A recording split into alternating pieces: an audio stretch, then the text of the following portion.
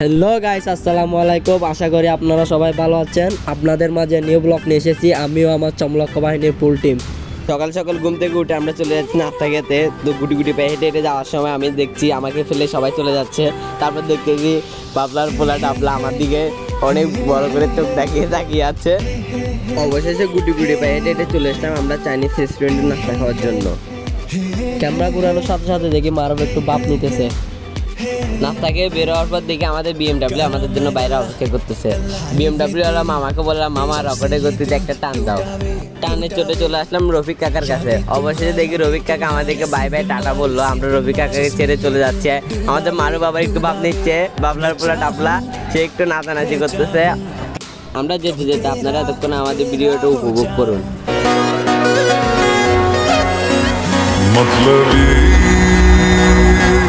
हो जा जरा मतलबी, दुनिया की सुनता है क्यों, खुद की भी सुन ले कभी। मतलबी हो जा जरा मतलबी, दुनिया की सुनता है क्यों, खुद की भी सुन ले कभी।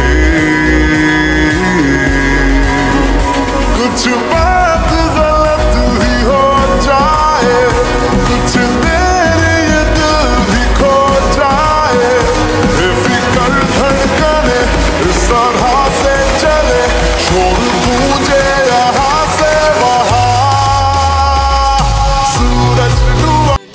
অবশেষে আমরা চলে আসলাম বিএমডাব্লিউ নিয়ে ঘাগড়ার জন্নায়। সবাই দেখে আমাদেরকে রেখে চলে যাচ্ছে ভিতরে।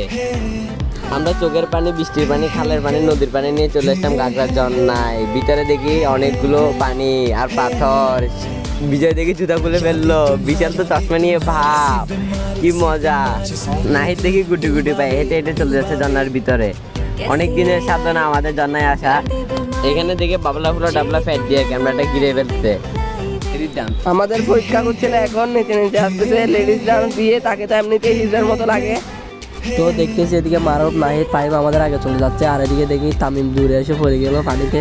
তামিম অতিরিক্ত বাপ দেখা দেখে পানিতে পড়ে নাকানি সুবানি খাইলো। আমরা গুটি গুটি পায়ে হেঁটে হেঁটে সামনের দিকে গেলাম, দেখি পানি থেকে লাফালাফি করতেছে। এদিকে দেখি তামিম আবার পড়ে গেল। সবাই অনেক খুশি। আমরা প্রতি বছর এইসব দিনে এসে থাকি, এখানে অনেক মজা করি আমরা সবাই।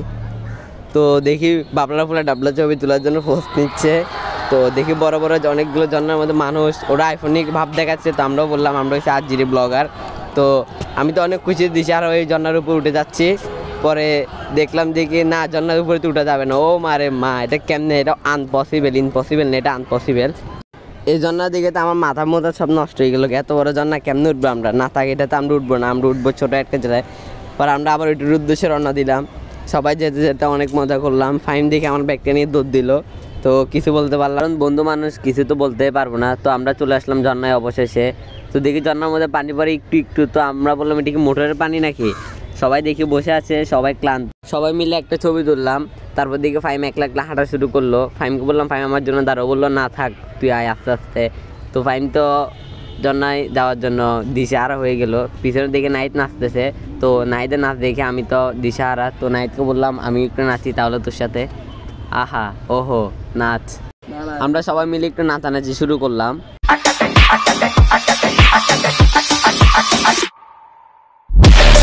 তো গাইস, আজকের মতো এতটুকু। পরবর্তী ব্লগ আবার দেখা হবে। ততক্ষণ আপনারা ভালো থাকবেন, সুস্থ থাকবেন। আল্লাহ হাফেজ।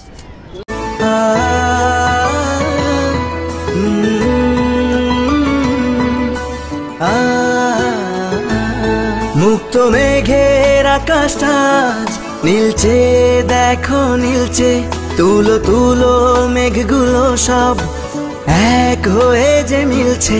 মুক্ত মেঘের আকাশটা নীলচে, দেখো নীলচে, তুলো তুলো মেঘগুলো সব এক হয়ে যে মিলছে। হলুদ আভায় স্বপ্ন যেন এক ঝিলমিলানো রোদ্দুর, উড়ছে পাখি পাখনা মেলে, আজ মন চলে যায় যাদুর। উড়ছে পাখি পাখনা মেলে।